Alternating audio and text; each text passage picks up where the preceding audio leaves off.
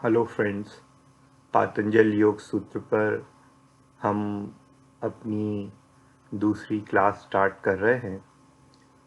कल की क्लास में हमने पहला सूत्र देखा था, जहाँ पर महर्षि पतंजलि कह रहे हैं कि अब मैं योगानुशासन यानी योग नाम के अनुशासन को प्रारंभ करता हूँ, जो कि परंपरा से चला आया है। अब ये देखने के बाद यह जानना अत्यंत आवश्यक हो जाता है कि योग, जो कि कैवल्य और मोक्ष का साधन है, उस योग का स्वरूप क्या है। तो दूसरा सूत्र यहाँ पर पातंजल योग सूत्र का योगश्चित्त वृत्ति निरोधा, यानी कि चित्त की वृत्तियों का सर्वथा रुक जाना योग है। यहाँ चित्त की वृत्तियों का अर्थ चित्त की बहिर्मुखी वृत्तियों से है। चित्त की ऐसी वृत्तियां जो बाहर की ओर भागती हैं, प्रकृति की ओर भागती हैं, जड़ पदार्थों की ओर भागती। तो अपने आत्म स्वरूप को छोड़कर प्रकृति यानी जड़ पदार्थों की ओर, बाह्य पदार्थों की ओर चित्त वृत्तियों का भागना यहाँ पर ग्रहण करना चाहिए। तो ऐसी चित्त वृत्तियों का सर्वथा रुक जाना, यानी बहिर्मुखी चित्त वृत्तियों का रुक जाना, या हम ऐसा कहें कि चित्त वृत्ति का अंतर्मुख हो जाना, यह योग है। इसकी व्याख्या को हम देखते हैं। इस सूत्र में कहा गया है कि चित्त की वृत्तियों का सर्वथा रुक जाना ही योग है। यानी जब तक चित्त की वृत्तियां बहिर्मुखी रहेंगी, अंतर्मुखी नहीं हो जाती, जब तक योग नहीं हो सकता। और योग का अर्थ भी यही है, युज यानी जुड़ाव, स्वयं का स्वयं के साथ जुड़ाव। यह कहते हैं योग संकल्प की साधना है। कैसा है वह संकल्प? वह संकल्प है दुख से मुक्ति का, विकारों से मुक्ति का और सुख की, आनंद की प्राप्ति का, यानी कैवल्य और मोक्ष का संकल्प है वह। यह अपनी इंद्रियों को वश में कर चेतन आत्मा से संयुक्त होने का विज्ञान। हमारी जो ज्ञानेंद्रियां हैं और जो कर्मेंद्रियां हैं, वे सब बाहर की ओर, क्योंकि चित्त बाहर की ओर भाग रहा है, तो इंद्रियां भी बाहर की ओर भाग रही। उन इंद्रियों को वश में कर, उन इंद्रियों को, चित्त को अपने कंट्रोल में लाकर कि वे बाहर की ओर ना भागें, चेतन आत्मा से संयुक्त होने का, यानी स्वयं से युक्त होने का, स्वयं में स्थिर होने का, लीन होने का, तल्लीन होने का, तन्मय होने का विज्ञान है योग। यह हिंदू, मुस्लिम, जैन, ईसाई में भेद नहीं करता। क्योंकि ना तो ये कोई शास्त्र है, ना कोई धर्म ग्रंथ। यह एक अनुशासन है, एक डिसिप्लिन है, एक ऑर्डर है, एक वे ऑफ लिविंग है। मनुष्य के शरीर, इंद्रियां और मन आदि को पूर्ण रूप से अनुशासित करने वाला, संयमित करने वाला, डिसिप्लिन करने वाला एक विज्ञान है। क्यों? क्योंकि जो हमारा चित्त है, बहिर्मुखी चित्त, चित्त से हमेशा हमको लेना है बहिर्मुखी चित्त। तो जो हमारा यह चित्त है, वासनाओं का पुंज है। वासना पर पदार्थ की, जड़ पदार्थ की, भौतिक और बाहरी पदार्थों की, चाहे वो धन वैभव हो, स्त्री पुत्र मकान हो या कुछ। अनेक जन्मों के कर्म संस्कार इसमें विद्यमान है। और ये ऐसा नहीं कि आज हमारा चित्त बाहर की ओर भागने लगे। अनादिकाल से, अनेक जन्मों से ऐसा ही संस्कार है कि चित्त स्वयं को पुरुष चैतन्य आत्मा को छोड़कर बाह्य प्राकृतिक जड़ पदार्थों की ओर दौड़ता है, जिससे हमेशा इसमें वासना की तरंगें उठती है। एक पदार्थ से दूसरा पदार्थ, दूसरे पदार्थ से तीसरा पदार्थ। वो तृप्त नहीं होता, क्योंकि हो ही नहीं सकता, ऐसा वहां कुछ है ही नहीं। एक वस्तु की इच्छा पूरी होती तो दूसरी वस्तु, दूसरी की पूरी होती तो तीसरी वस्तु। वहां सुख है नहीं, वहां शांति है नहीं, लेकिन चैतन्य आत्मा इससे परे है। क्योंकि वह धन वैभव, स्त्री पुत्र मकान, शरीर और यहाँ तक कि ये जो चित्त वृत्तियां हैं, इन सब से आत्मा परे है, शाश्वत है, निष्क्रिय अपरिणामी है। जब तक महासमुद्र में तरंगें उठती रहती हैं, तब तक चंद्रमा का बिंब उसमें स्पष्ट दिखाई नहीं देता। क्योंकि वह स्थिर नहीं है, तो उसमें वह बिंब भी स्थिर नहीं होगा, स्पष्ट नहीं होगा। इसी प्रकार चित्त में वासना की तरंगों के निरंतर उठते रहने से आत्म ज्योति का बोध नहीं होता। क्यों? क्योंकि वासना की तरंगें बहिर्मुखी हैं और आत्म तो चैतन्य पुरुष या आत्मा कहें, वह अंतरंग वस्तु है।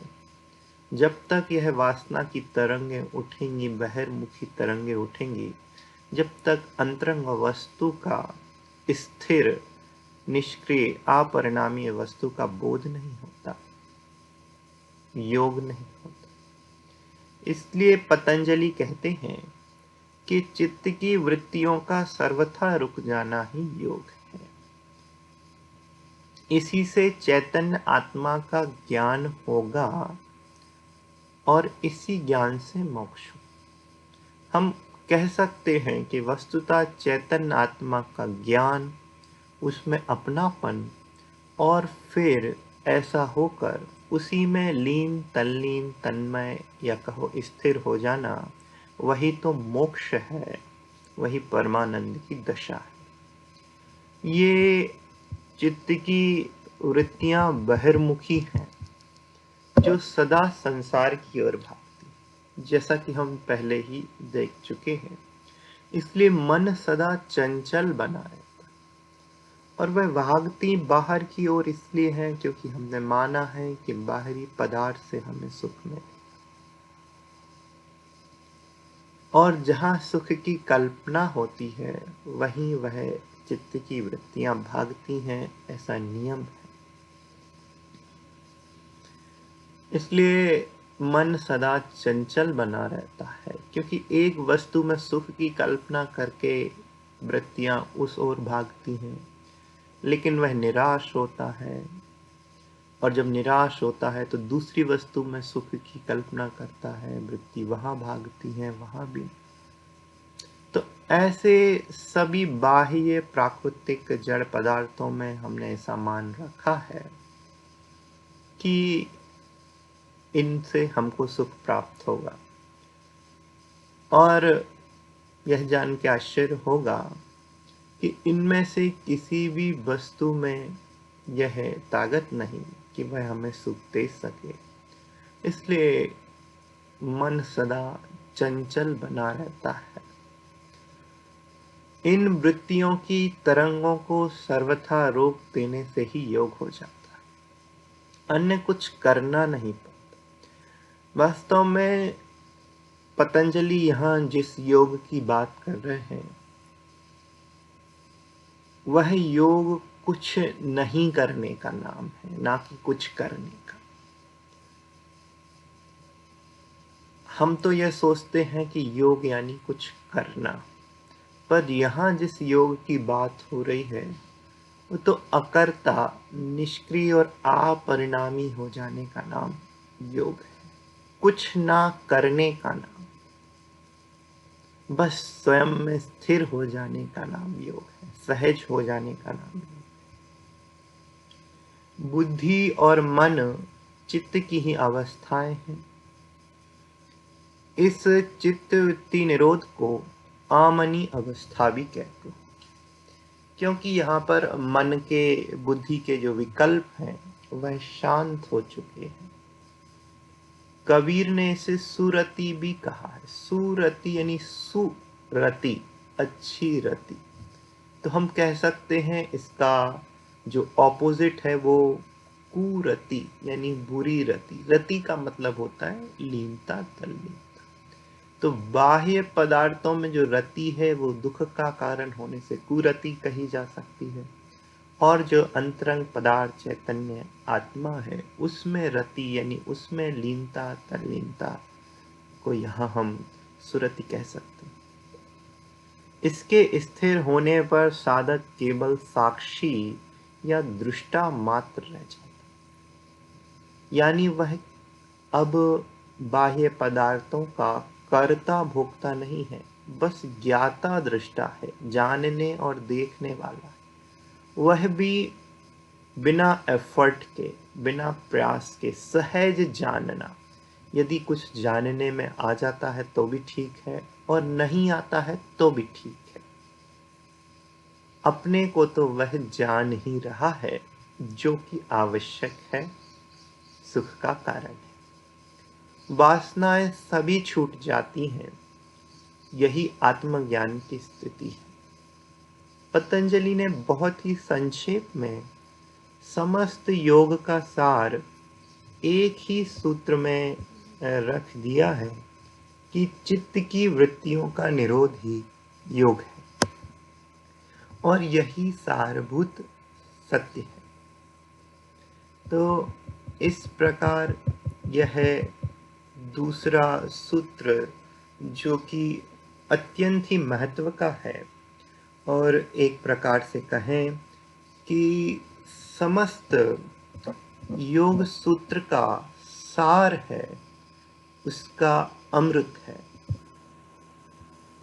अब हमारे सामने यह तीसरा सूत्र है।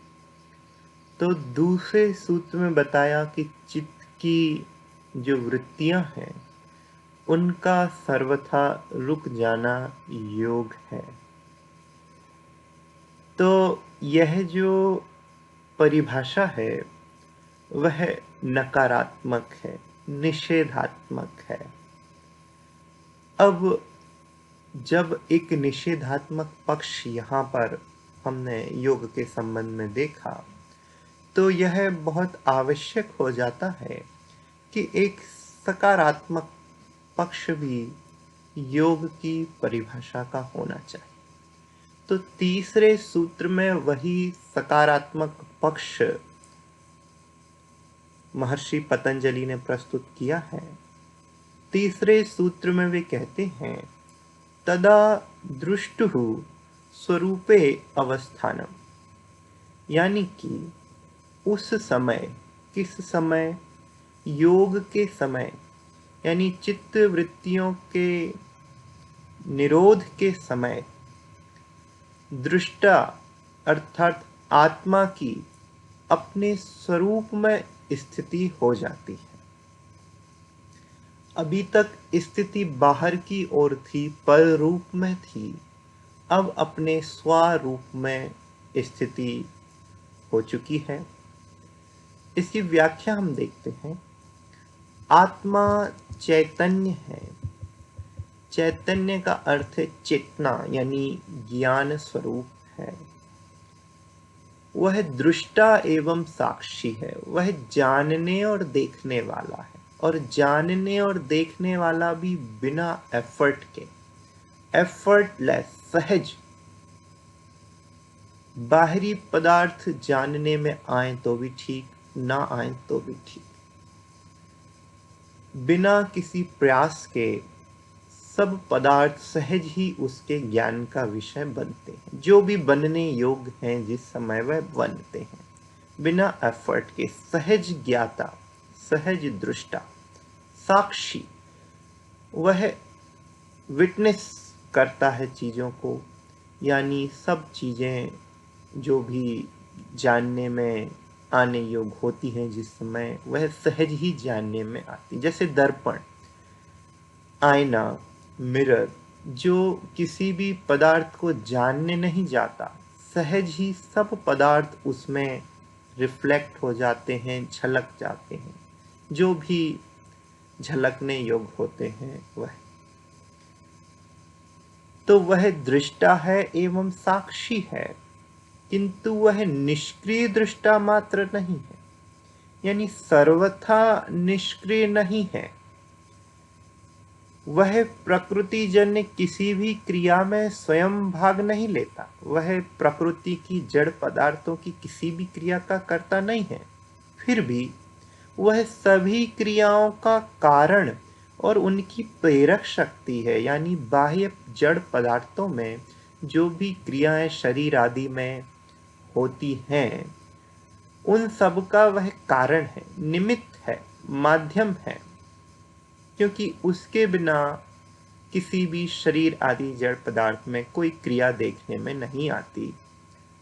व्यावहारिक दृष्टि से हम देखें तो वह सबका कारण है, निमित्त है, वह निमित्त कारण है, इसलिए निष्क्रिय होते भी सक्रिय है। स्वयं भाग नहीं लेता किसी भी शरीर आदि की जड़ पदार्थों की क्रियाओं में, स्वयं उनका कर्ता नहीं है, पर उनकी क्रियाओं में निमित्त अवश्य है, इसलिए किसी अपेक्षा से निष्क्रिय है और किसी अपेक्षा से सक्रिय भी है। परमार्थ से निष्क्रिय है, लेकिन व्यवहार से सक्रिय है। चित्त की वृत्तियां जड़ हैं, जिनके निरोध से चैतन्य आत्मा अपने शुद्ध रूप में अवस्थित हो जाती। चूंकि चित्त की वृत्तियां बाह्य पदार्थों की ओर, बाहरी पदार्थों की ओर, जड़ पदार्थों की ओर भागती है, तो चित्त की वृत्तियों को भी यहाँ जड़ कहा है। और उन वृत्तियों के निरोध से, रुक जाने से, चैतन्य आत्मा अपने शुद्ध रूप में अवस्थित हो जाती, क्योंकि एक ही कारण है शुद्ध आत्मा का अपने शुद्ध स्वरूप में अवस्थित ना हो पाने का, कि उसका चित्त अपनी ओर ना रहकर बाहर की ओर भागता। तो यही कैवल्य अथवा मोक्ष की स्थिति है, यानी आत्मा का अपने शुद्ध रूप में, निष्क्रिय रूप में, अपरिणामी रूप में, शाश्वत रूप में स्थित हो जाना। यही कैवल्य और मोक्ष की स्थिति है, सुख की, परमानंद की स्थिति। जिस प्रकार शुद्ध स्वर्ण में मिलावट करने पर विभिन्न प्रकार के स्वर्णाभूषण बनाए जाते हैं, हम देखते हैं कि 24 कैरेट सोने का कभी कोई आभूषण नहीं बनता। जो कहते हैं कि यह आभूषण 24 कैरेट सोने का है, वो बेईमानी है, क्योंकि ऐसा आभूषण बन ही नहीं सकता, और यदि बन भी जाए तो उसमें किसी प्रकार की कोई मजबूती नहीं रहेगी। तो यदि सोने का आभूषण बनाना है तो उसमें कुछ मिलावट करनी होगी अन्य धातुओं की, किंतु यदि उसको फिर से शुद्ध रूप में लाना है तो उसके परिशोधन से मिलावट को निकालकर पुनः शुद्ध स्वर्ण प्राप्त किया जाता है। उस पद्धति को शोधन कहते हैं। शायद आप में से किसी को वह अवसर प्राप्त हुआ हो, पर मुझे हुआ है। मैंने देखा है कि किस प्रकार से सुनार भट्टी में सोने को डालकर और उसमें से अशुद्धियां अलग करके शुद्ध स्वर्ण प्राप्त करता है। तो ऐसी ही प्रक्रिया योग की है, जिससे प्रकृति जन्य, ये जन्य है, प्रकृति जन्य समस्त तत्वों को अलग कर शुद्ध आत्म तत्व की उपलब्धि की जाती। यानी कि वृत्तियों का प्रकृति की ओर, जड़ पदार्थों की ओर भागकर उनसे एकमेक हो जाना, मिल जाना, वह अशुद्धि है। जिस प्रकार स्वर्ण में अशुद्धि मिलाई जाती है, वैसे ही आत्मा में प्रकृति जन्य अशुद्धि मिल जाती है। लेकिन जब वह योग में प्रवृत्त होता है व्यक्ति, तो वह जो प्रकृति जन्य अशुद्धियां हैं वह दूर हो जाती हैं और एक शुद्ध आत्म तत्व की, शुद्ध स्वर्ण की तरह उपलब्धि की जाती है। इसमें आत्मा अपने स्वरूप में स्थित हो जाती है, जो उसका शुद्ध स्वरूप है, जो उसका वास्तविक स्वरूप है। तो यहाँ तीसरे सूत्र में हमने देखा है कि योग का सकारात्मक पक्ष, योग की सकारात्मक परिभाषा क्या है। तो नकारात्मक परिभाषा ये है कि चित्त वृत्तियों का बाहर की ओर जाना, रुक जाना, और सकारात्मक परिभाषा ये है कि आत्मा का अपने आप में स्थित हो जाना। एक ही सिक्के के दो पहलू हम इन्हें कह सकते हैं। अब यहाँ चौथा सूत्र हमारे सामने है और इसमें हमें देखना है कि जब ऐसा नहीं होता, यानी योग की स्थिति जब तक प्राप्त नहीं होती, तब तक आत्मा किस रूप में रहता है, किस अवस्था में रहता है। तो यहाँ चौथा सूत्र हमारे सामने हम देख रहे, और यहाँ चौथे सूत्र में महर्षि पतंजलि कहते हैं, वृत्ति सारूप्यम इतरत्र, यानी कि दूसरे समय में, यानी जब व्यक्ति योग की स्थिति में नहीं है, तब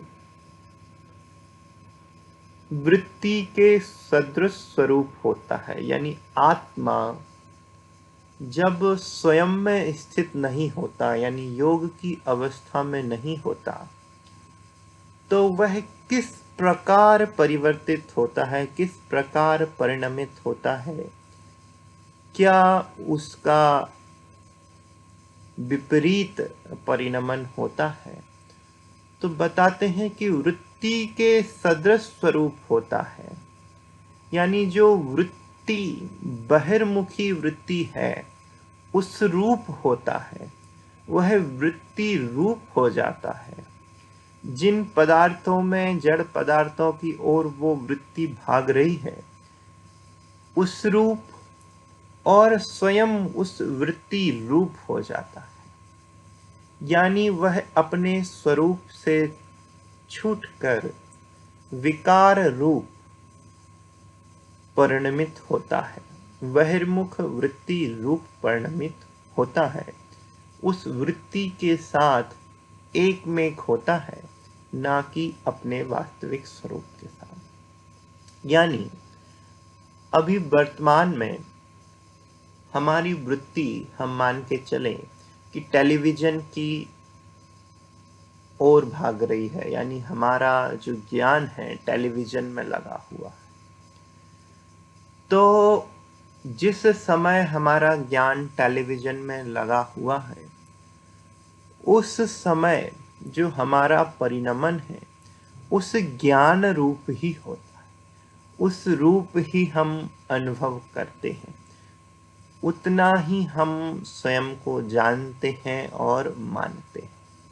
जिस समय हमारा यह ज्ञान, हमारी यह वृत्ति इस लेक्चर में लगी हुई है, तो उस समय हमारा परिणमन भी उस रूप होता है, उस वृत्ति रूप, इस लेक्चर को सुनने रूप जो वृत्ति है उस रूप ही हम अपने आप को जानते हैं और मानते हैं। यानी इस वृत्ति के साथ एक में एक हो जाते हैं, अपने शाश्वत स्वरूप को, अपने निष्क्रिय अपरिणामी ध्रुव स्वरूप को, अपने मूल शुद्ध स्वरूप को आत्मा के भूलकर, और जो वृत्ति चल रही है बहिर्मुखी जिस समय जो भी, उस रूप ही हम अपने आप को जानते हैं, मानते हैं और उसमें ही लीन, तल्लीन और तन्मय रहते हैं। यह होता है जब हम योग की अवस्था में नहीं होते हैं, बल्कि बहिर्मुखी अवस्था में होते हैं। इसकी व्याख्या हम देखेंगे।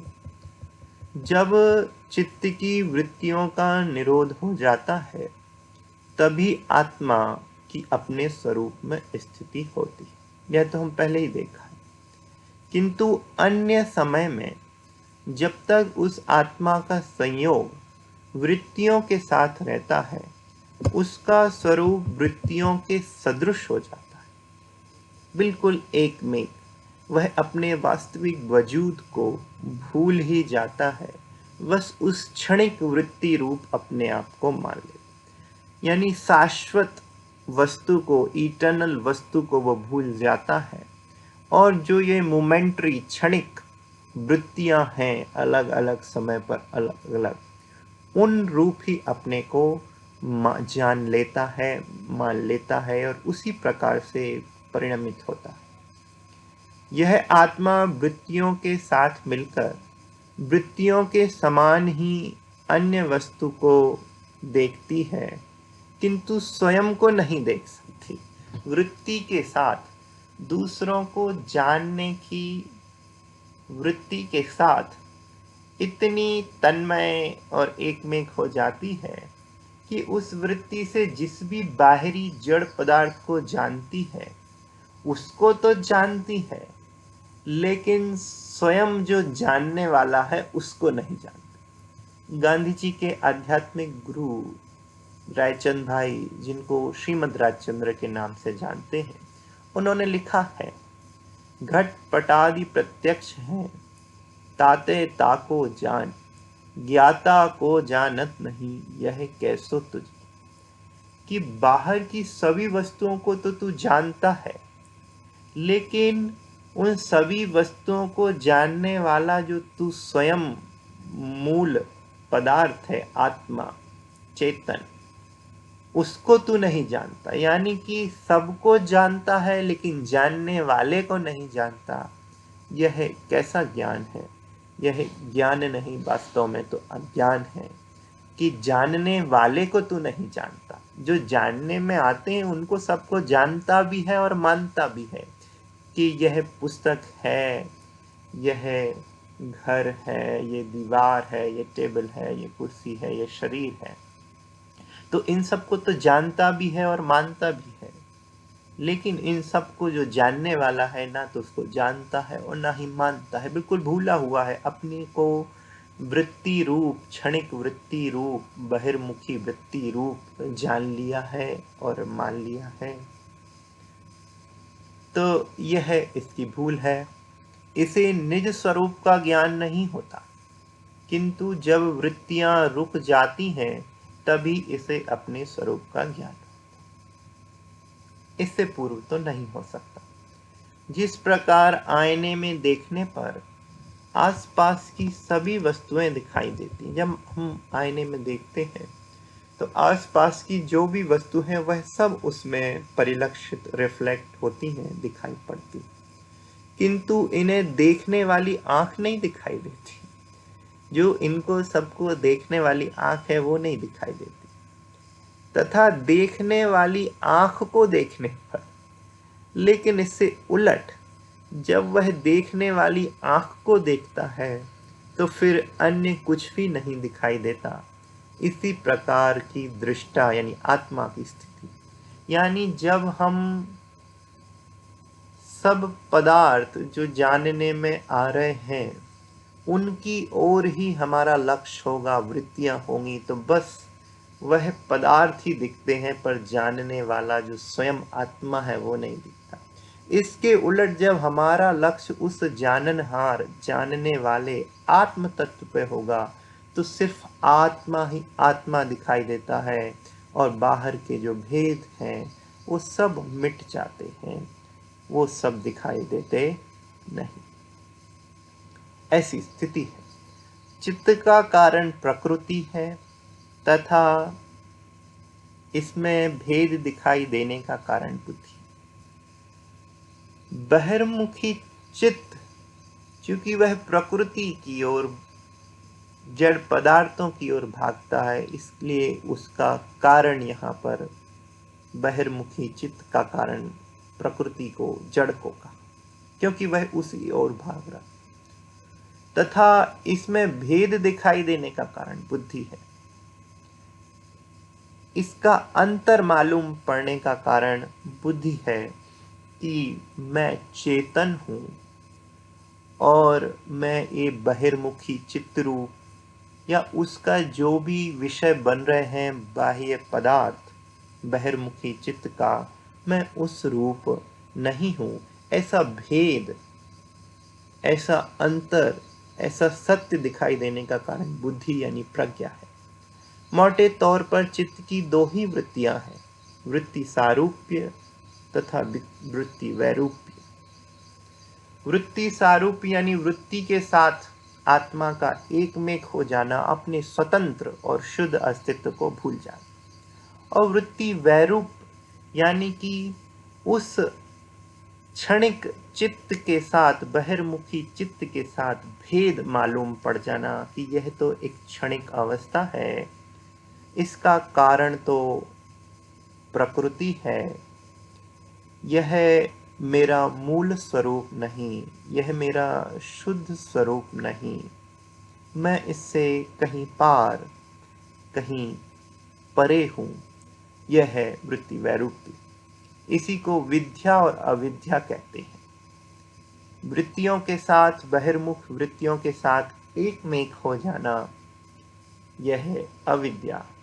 और अपने आप को उन बहिर्मुखी वृत्तियों से भिन्न अनुभव करना, भिन्न जानना, भिन्न मानना, वह अविद्या। तो एक तरफ हैं क्षणिक वृत्तियां और बाह्य पदार्थ वृत्तियों के विषय, और दूसरी ओर है शाश्वत शुद्ध आत्मा। तो मैं शाश्वत शुद्ध निष्क्रिय आत्मा हूं। क्षणिक वृत्ति या वृत्तियों के विषय जो प्रकृति यानी कि बाह्य जड़ पदार्थ है, वह मैं नहीं। चूंकि वृत्तियों का विषय बाह्य पदार्थ है, प्रकृति है, जड़ पदार्थ है, इसलिए यहाँ पर वृत्तियों का कारण बाह्य पदार्थ को कहा गया। वास्तव में वह निमित्त कारण है। जब चित्त आत्मा की ओर आकर्षित होता है तो यह विद्या है, किंतु जब वह वृत्तियों के अनुरूप वासना के कारण संसार की ओर, जो अनादिकाल का संस्कार है, जैसा करता आ रहा है वैसा ही करता रहता है, तो अविद्या है। महर्षि पतंजलि ने समस्त योग का सार इन्हीं 4 सूत्रों में समाहित कर दिया। जो इनको ठीक प्रकार से समझ लेता है वह योग को भली भांति समझ सकता है। आगे के सूत्रों में इन्हीं चारों का विस्तार। तो यहाँ हमारे 4 सूत्र पूरे हुए। अब हम अपने अगले लेक्चर में देखेंगे कि किस तरह से यह संक्षिप्त बात 4 सूत्रों में महर्षि पतंजलि ने कही और क्यों कही, और फिर इन्हीं का विस्तार बाकी के सूत्रों में किया तो क्यों किया, क्या इसकी आवश्यकता थी। 2 प्रकार से कहने की, पहले संक्षिप्त और फिर विस्तृत। आज के लिए इतना ही।